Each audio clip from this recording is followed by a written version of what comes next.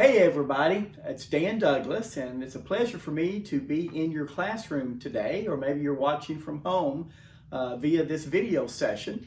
I'm Dan Douglas with Junior Achievement, and today I'm a volunteer presenting over the next 7 video sessions the JA Career Success Program.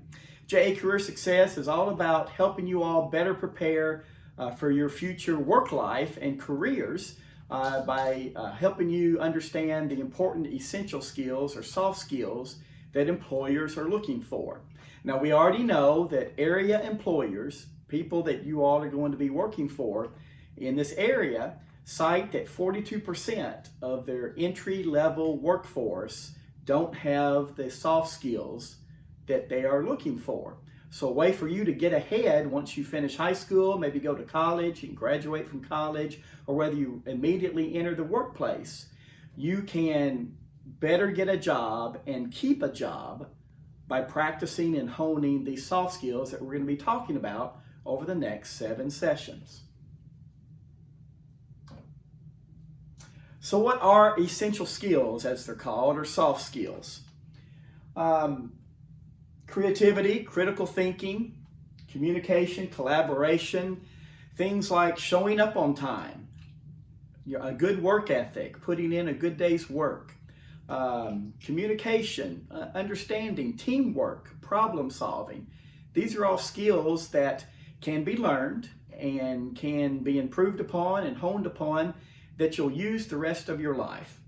In school right now, they're teaching you those academic standards that you need: reading, writing, arithmetic, all those things that will come into play in terms of the technical knowledge and skills that you might need for a job. For instance, if you want to be an accountant, you're going to need to have accounting skills.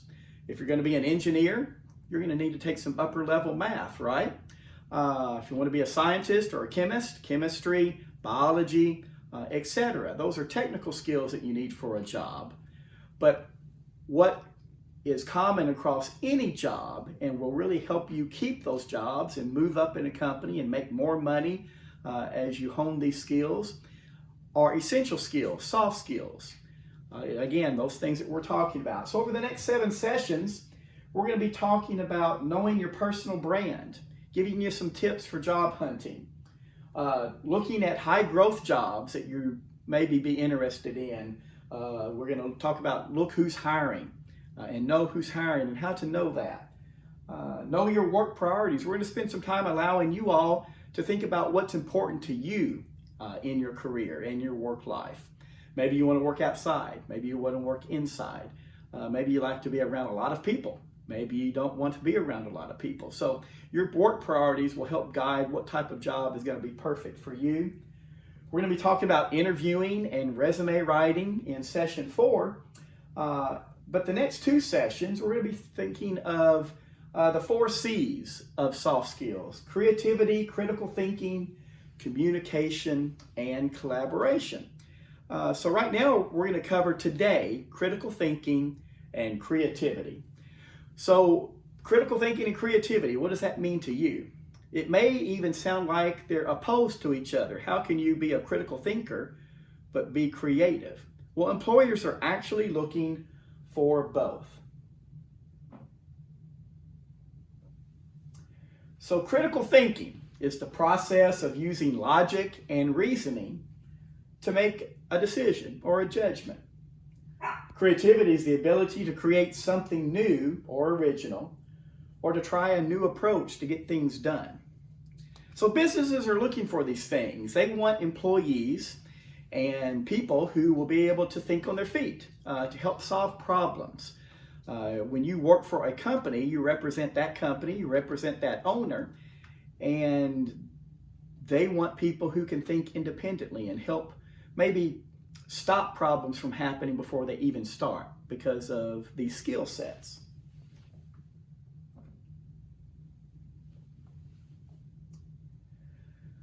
So you might have a part-time job now, and let me preface this whole program, the next 7 sessions that I'll be with you talking about essential skills and soft skills in this career success program. I'm talking about your career jobs. Right now, you may be thinking, I don't really need this stuff. I'm working part-time at Rural King or McDonald's or wherever else, and this isn't important to me. It will be important as you think about what you want to do for the rest of your life. We know that teens your age likely will have 7 to 8 different job changes over their lifetime. So as you move around from company to company, ways that you can assure that you can get a career job, that job that you want for the rest of your life, and keep it and even move up in the company, is honing these skills. So let's talk about critical thinking and creativity as it relates to helping solve problems and making decisions. A little exercise we're going to do together, and I'll pause and let you all kind of have room to talk or think on yourself, by yourself. Decisions have consequences. We're going to do a little role play here, a little study. So the scenario is you work the counter of a busy fast food restaurant. A customer is placing a breakfast order, and they have several special requests. Some of these requests are going to hold up the line for the other customers. So somebody has a lot of requests. It's going to take a lot of time for you to take the order and for the back kitchen to fill the order. It's going to back up all the other customers who then may get frustrated. So what do you do? I'll pause a little bit here and let you all discuss either by yourself or with the class. What would you do in this situation? And then we'll explore some options.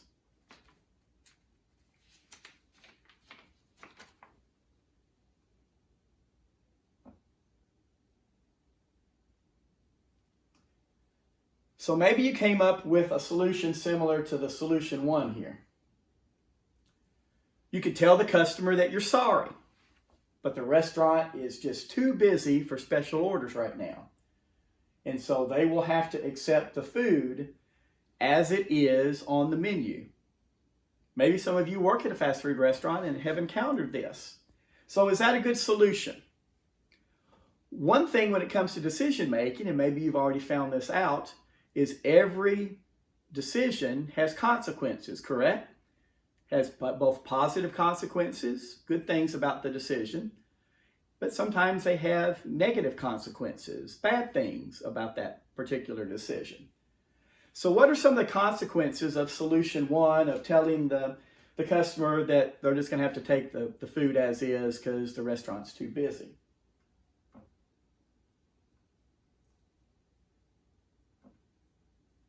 What are the possible consequences of that decision?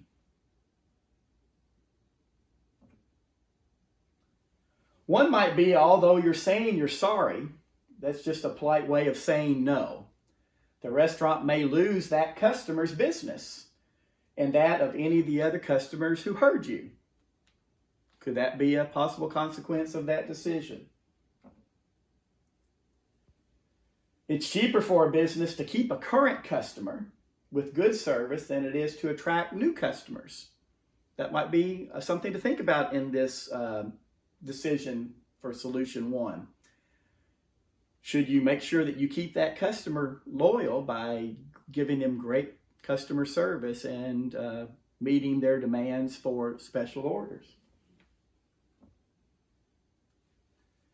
Also, what if the customer complains about your service? What could be the consequences for you? If you say, I'm sorry, we can't fill those special requests, we're just too busy. They get mad, complain to a manager. You might not be put in a good light, right?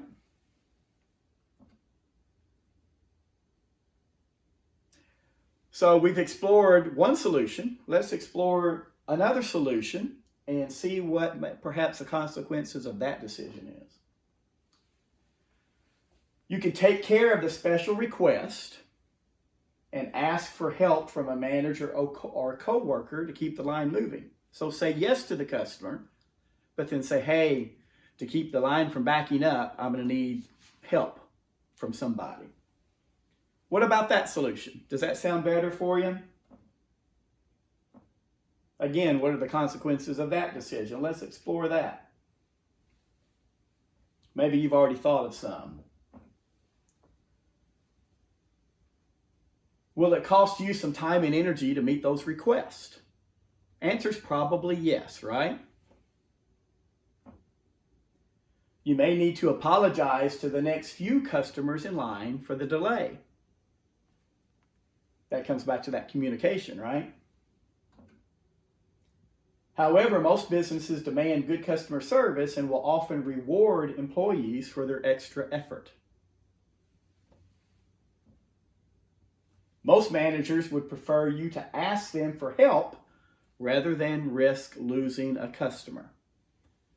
So you've heard two different solutions, and we've kind of explored what some of the negative or positive consequences of those decisions would be. So, what would you choose? Which solution sounds better for you? And what would you do if you are in that position?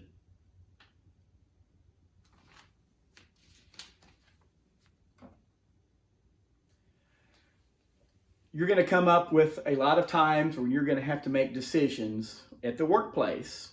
They're going to have consequences, and how you react to that is going to have a lot to do with how you're seen at their company, whether you're seen as a good employee, how you move up in a company, perhaps get promoted.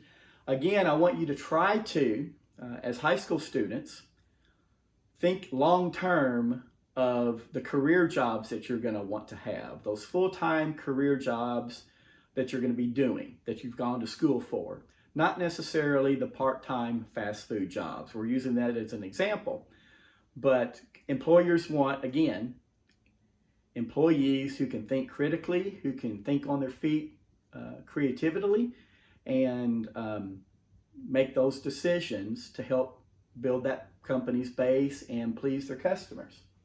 So you're going to face problems in your work lives, and you're going to have consequences of those choices, no matter what choices you make. It's important to have a systematic way to make decisions that increase those positive outcomes, right? We want decisions that have lots of positive outcomes and reduce negative outcomes. So that's what we're always looking for as we look to solve problems, whether it's in our personal life and certainly for employers where that we're working. So let's talk a little bit about the differences from work and school. Right now, at high school, whether you're at home studying virtually, or whether you're in a classroom, or whether it's something in between, everything about school should be targeted at you. You are the person, you all are the people that school is targeting to help. It's all about the students, right? When you get to work, it's no longer about you. And a lot of people struggle when they go from school to work because they can't figure out that when they're at work, it's all about the business. It's all about the owners. It's all about the business making a profit by selling a product or making a product or providing a service to customers who are paying for those goods or those services. So the business is the focus, and you're just part of making the business operate more efficiently. So when you get into the world of work, it's not really about you anymore. It's about that business, and you're hopefully going to be an important part of that business. And that's why we're talking about the soft skills, so you can be an important part of that business and get promoted in the company and make more and more money as you're seen as more and more valuable. Did you know that most people who are fired from jobs aren't fired because of the technical skills? They're not fired because they're not a good accountant, or they're not a good nurse, or they don't have math skills or English skills. Most people who are fired from a job are fired because of these essential skills that we're talking about. They don't show up on time. They come one day and then don't come another. They don't know how to work well in a team. Those are usually the reasons that people are let go. So if you have all those skills and all the competition, all the people you're going to competing with jobs for, don't have those skills, you're going to be in a much better position to get those great jobs that you're looking for. So again, school exists to give students something, an education, but in school, most important thing at school is you, the student. However, that changes when you enter the workplace. Again, businesses exist to provide those goods and services in exchange for payment. So what is important to the business is what's best for the business. Sorry, I covered that twice. So have you ever heard the term opportunity cost? What is opportunity cost? Simply put, if you make a decision, you may have lost an opportunity. I'll use a really silly example. Maybe this afternoon you're going to make a choice, or maybe tomorrow. You have a choice of either writing that paper or studying for that test that you need to do, or you've got an opportunity to go out and hang out with your friends. You have a choice, you have a decision to make. Remember, we talked about negative and positive consequences. Well, the opportunity cost are really the consequences of that decision. Let's say you say, no, I'm going to go hang out with my friends, have fun. The opportunity cost may be you fail your test, right? Or if you choose to study the test and do well, but you don't go out with your friends, the opportunity cost may be you didn't have a good time, right? Or if you're eating food, you can choose something healthy or something junk food. Opportunity cost would be I got to eat something that tastes good and I like, but the opportunity cost was it didn't make me as healthy, right? So opportunity cost is just kind of like negative and positive consequences to decisions. Again, poor decisions can affect other employees at a business, other departments, or sometimes bad decisions can affect the whole company. Poor decisions could prevent you from advancing in your career. I think you can probably see how that would happen. If you make a poor decision on the job, your boss, that company, may not have as great an idea of promoting you in the future. And obviously, poor decisions could have safety issues. You see that a lot. A lot of workplace accidents are because somebody made a poor decision.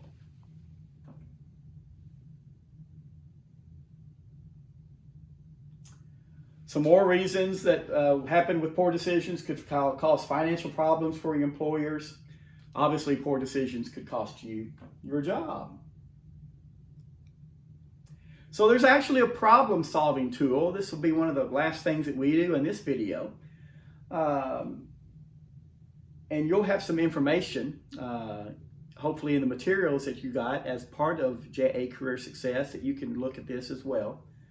The first part of a problem-solving tool is to ID the problem, identify the problem. What's the problem that we're trying to make a decision on? And then studying the problem and analyzing what are the pros and cons of all the different decisions, similar to what we did with the fast food restaurant and the special order customer.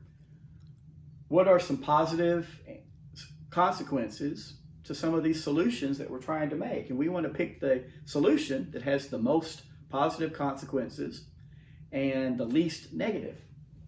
And once you've analyzed that, choosing the best decision and acting on it. Now, we do this every day in our mind in a split second. This is just a way for us to think through maybe some more workplace related, maybe more serious problems and issues that we might come upon. But we naturally do this problem solving tool in our head for a lot of little things every day.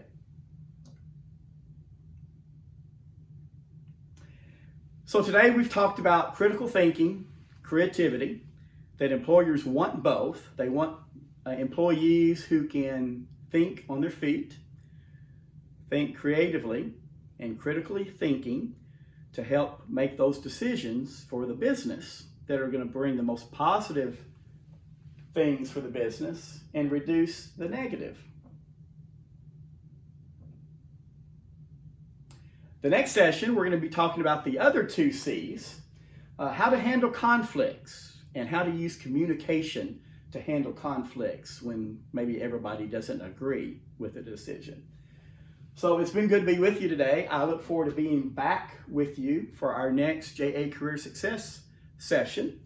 And right now, you're going to be doing an activity, either again in the classroom or at home, to further study a little bit the importance of critical thinking and creativity.